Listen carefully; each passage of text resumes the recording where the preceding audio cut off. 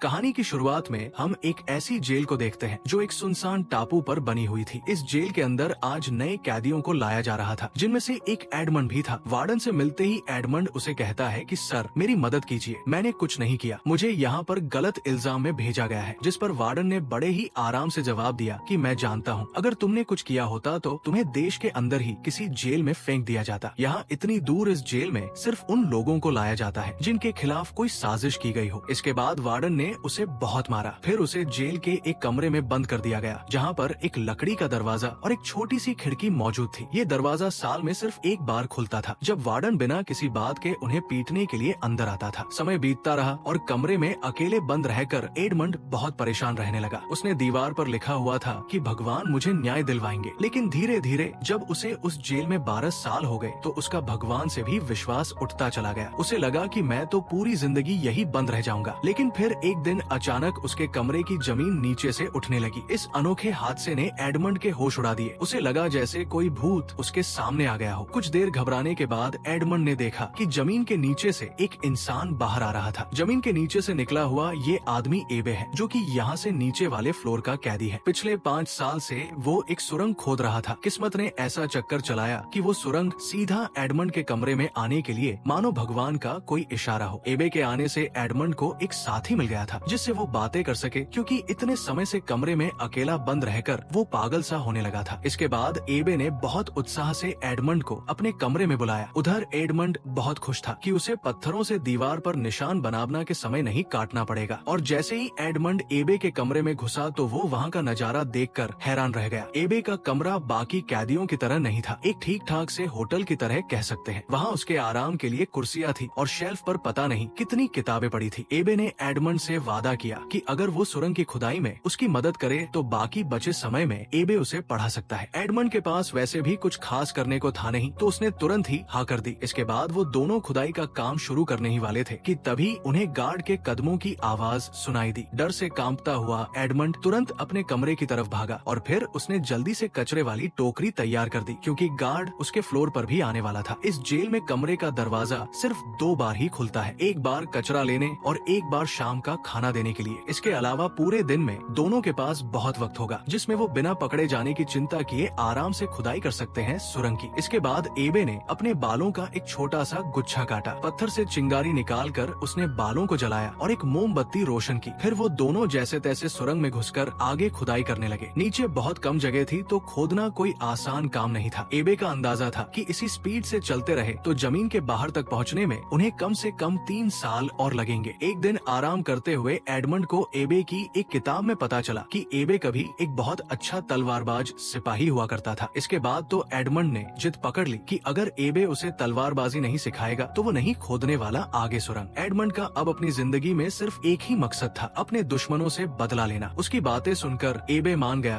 और एडमंड को लड़ाई का हुनर सिखाने के लिए तैयार हो गया। एबे ने समझाना शुरू किया कि रफ्तार ही एक योद्धा की सबसे बड़ी ताकत है। एबे ने कमरे में टपक रही बूंदों से एडमंड को एक तकनीक सिखाने का सोचा। उसने टपकती हुई पानी की धार से अपना हाथ इतनी तेजी से गुजार दिया कि वो गीला ही नहीं हुआ, और कहा कि जिस दिन तुम्हारे हाथ इतने तेज हो जाएंगे उस दिन एक काबिल योद्धा बन जाओगे तुम। इसके बाद एबे वापस खुदाई करने चला गया और उधर एडमंड ने अपनी प्रैक्टिस जारी रखी। कुछ दिनों बाद एबे ने दरवाजे से लकड़ी के फट्टे तोड़कर नकली तलवार बना ली और एडमंड को बढ़िया तरीके से तलवारबाजी सिखाने लगा। जब उसकी तलवारबाजी की ट्रेनिंग खत्म होती तो एडमंड पढ़ाई पर ध्यान देता। अब उसका पूरा दिन पढ़ाई, खुदाई और तलवारबाजी की प्रैक्टिस में ही निकल जाता। कुछ महीनों बाद एडमंड की तलवारबाजी में जबरदस्त सुधार आया। अब एबे को दिखने लगा था कि एडमंड उससे भी बढ़िया तलवारबाज बन चुका है। एक शाम बातचीत के दौरान एडमंड को पता चला कि एबे पहले स्टेडियाज नाम के एक बहुत ही अमीर परिवार के लिए काम करता था। उसके मालिक ने बहुत दौलत कमाई थी और अब नेपोलियन ने एबे को इसी खजाने की जानकारी हासिल करने के लिए कैद करवा रखा है। ये सुनकर एडमंड को बहुत गुस्सा आया, क्योंकि वह भी नेपोलियन के धोखे की वजह से ही अंदर बंद है। दिन ब दिन सुरंग की खुदाई उन्हें आजादी के और करीब ले जा रही थी। एक दिन उन्हें सुरंग की जमीन में पौधों की जड़ें दिखने लगी, जिससे एबे ने हिसाब लगाया कि वो दोनों बाहर निकलने के काफी करीब है। ये बात जानकर दोनों की खुशी का ठिकाना ही नहीं था। लेकिन जल्द ही कुछ ऐसा हुआ कि उनकी खुशी मिट्टी में मिल गई। सुरंग तेजी से हिलने लगी और फिर जोरदार आवाज के साथ बहुत सारे पत्थर और मिट्टी उनके ऊपर गिर पड़े, जिनके नीचे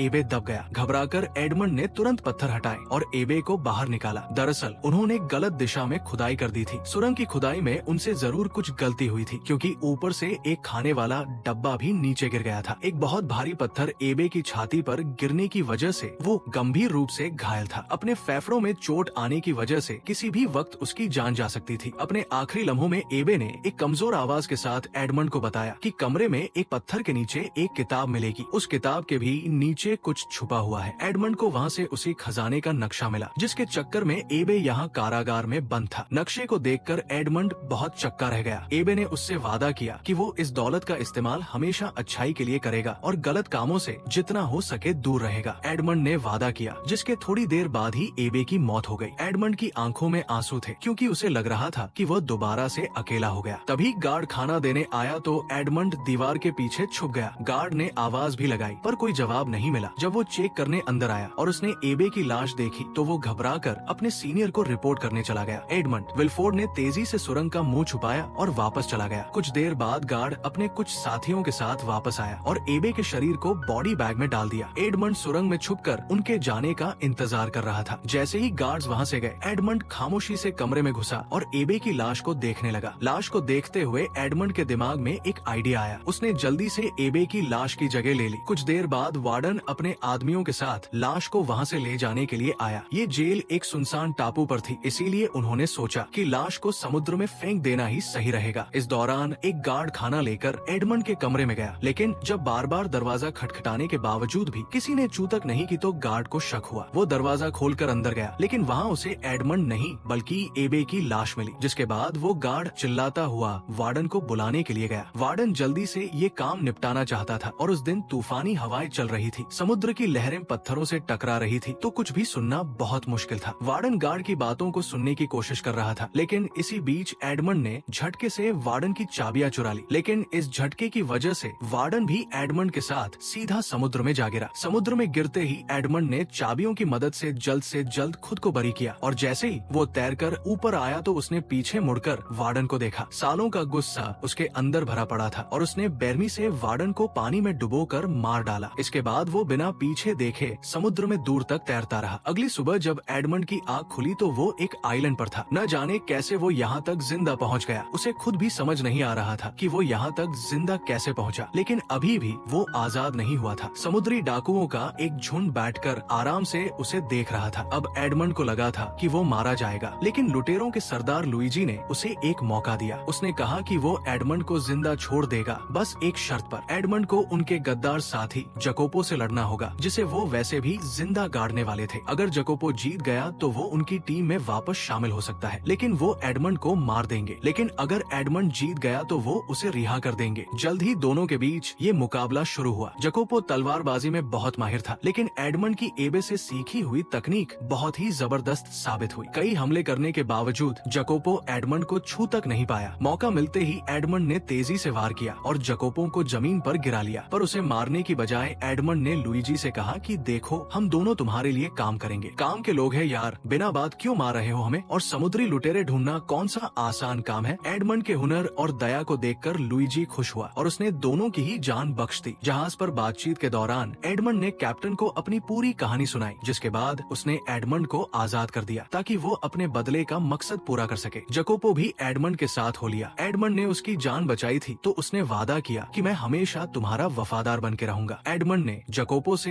एक नाव का बंदोबस्त करने को कहा जब तक कि वो अपने कुछ पर्सनल काम निपटा ले। देर रात एडमंड चुपके से अपने पुराने मालिक के घर गया, लेकिन सब कुछ बदल चुका था। बूढ़े मालिक ने उसे पहचाना तक नहीं। उसे पता चला कि उसके जेल जाने के गम में डूबकर उसके पिता की भी मौत हो गई। इसी खबर से एडमंड को गहरा सदमा लगा और सबसे बड़ी चोट तो उसे तब लगी जब एडमंड ने जाना कि उसके पुराने दोस्त मोंटेगो ने ही उसे फंसाया था और फिर मोंटेगो ने उसी की मंगेतर मर्सिडीज से शादी भी कर ली। अगली सुबह एडमंड और जकोपो पूरी हिम्मत से नाव पर सवार होकर उस दिशा में निकल गए जहाँ नक्शे में खजाने का निशान बना हुआ था। उन्होंने उस टापू का चप्पा चप्पा छान मारा, पर खजाना नहीं मिला। लेकिन फिर एडमंड को ख्याल आया कि शायद पानी के नीचे कुछ हो। उसने मैप में बताई हुई जगह के पास एक अंडरग्राउंड तालाब में डुबकी लगाई। वहाँ उसे कई सारी पुरानी संदूक मिली। जैसे ही उसने एक संदूक खोली तो चमचमाता हुआ सोना दिखाई दिया। जकोपो खुशी से झूम उठा और उसने जितना हो सके उतना सोना नाव में भर लिया। लेकिन पूरे खजाने को ले जाने के लिए तो उन्हें एक बड़े जहाज की जरूरत थी। लेकिन एडमंड के अंदर खुशी से ज्यादा अभी भी बदले की आग थी। उसने फैसला किया कि ये दौलत बस एक ही काम आएगी उसके बदले का रास्ता बनाने के। सबसे पहले एडमंड ने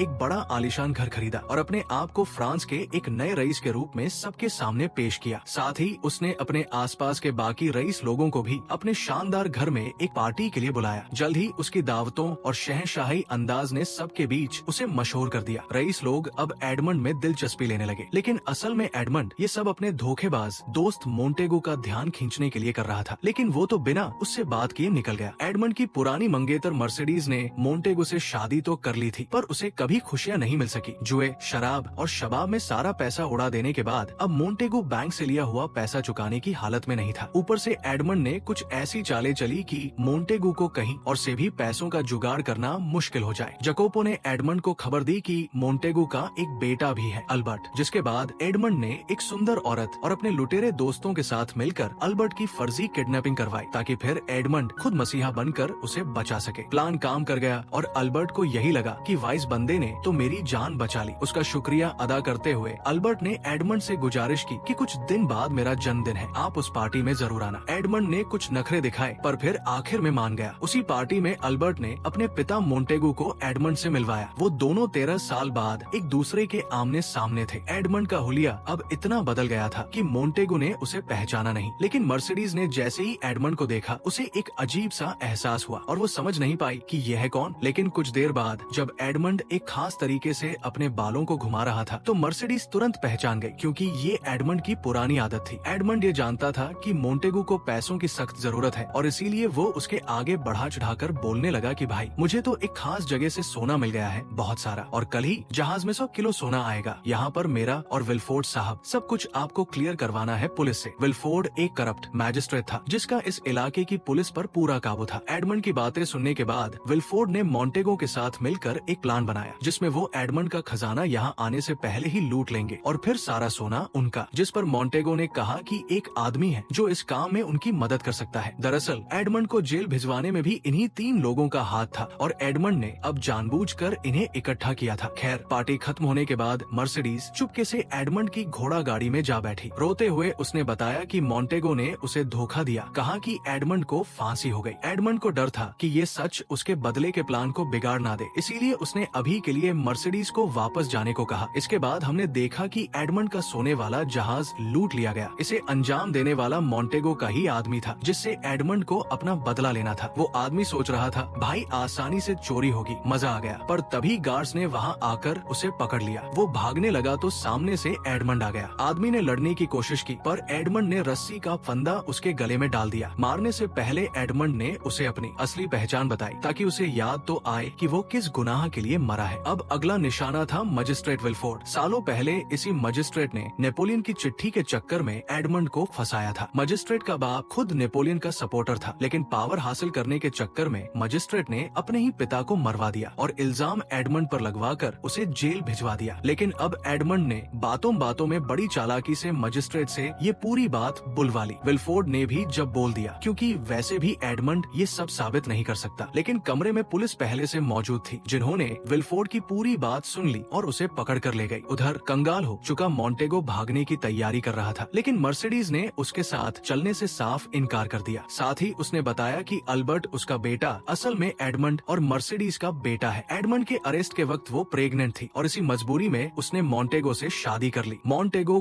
गुस्से में चिल्लाया, पर उसके पास कोई दूसरा रास्ता नहीं था। वो एक पुराने किले में गया जहाँ उन्होंने चोरी का सारा खजाना छुपाया था, लेकिन संदूकें खोलने पर उनके अंदर से सिर्फ रेत ही निकला। आखिरी संदूक में सिर्फ एक छोटा सा चेस पीस निकला जो कि एडमंड को मोंटेगो ने ही दिया था। उसी वक्त एडमंड वहाँ आया और मोंटेगो समझ चुका था कि वो कौन है। गुस्से से पगलाए मोंटेगो ने तलवार से एडमंड पर हमला किया, पर वो एडमंड का मुकाबला नहीं कर सकता था। एडमंड ने आसानी से उसकी तलवार गिराकर उसे दीवार से लगा दिया। लेकिन जैसे ही एडमंड आखिरी वार करने वाला था, अल्बर्ट ने बीच में आकर कहा कि मैं अपने पिता को ऐसे मरने नहीं दूंगा। इसी चीज का फायदा उठाकर मोंटेगो चुपके से बंदूक में गोली और बारूद भरने लगा। तभी मर्सिडीज भी वहाँ पहुँची और उसने एडमंड को रोककर बताया कि अल्बर्ट उसी का बेटा है। ये सुनकर तो एडमंड होश खो बैठा। उधर मोंटेगो ने अपनी बंदूक से एडमंड पर निशाना लगाया, लेकिन जकोपो ने बिजली की तरह एक चाकू फेंका जिससे मोंटेगो का निशाना चूक गया और गोली अभी भी मर्सिडीज के कंधे पर जा लगी। इसी अफरातफरी में मोंटेगो भाग निकला, पर एडमंड ने उसका पीछा किया। लेकिन जब मोंटेगो ने घोड़े पर चढ़कर जबरदस्त हमला किया तो एडमंड की तलवार गिर गई। अब मॉन्टेगो जीतता हुआ मालूम पड़ रहा था, लेकिन अंत में एडमंड ने जैसे तैसे मॉन्टेगो को गिराकर जानलेवा वार किया। मॉन्टेगो की मौके पर ही मौत हो गई। अपनी बदले की आग ठंडी होने के बाद एडमंड अपनी पत्नी मर्सिडीज और बेटे अल्बर्ट को लेकर उस जेल में गया जहां उसने 13 साल गुजारे थे। वहां उसे अपने गुरु एबे की याद आई। उसने एबे के बारे में सोचते हुए उसके पैरों में सर झुकाया और फिर ये पूरा इलाका खुद खरीद लिया ताकि किसी को भी वो सब न सहना पड़े जो उसने सहा है। वीडियो पसंद आई तो लाइक कर देना, चैनल को सब्सक्राइब कर लेना। मिलते हैं अगले वीडियो में।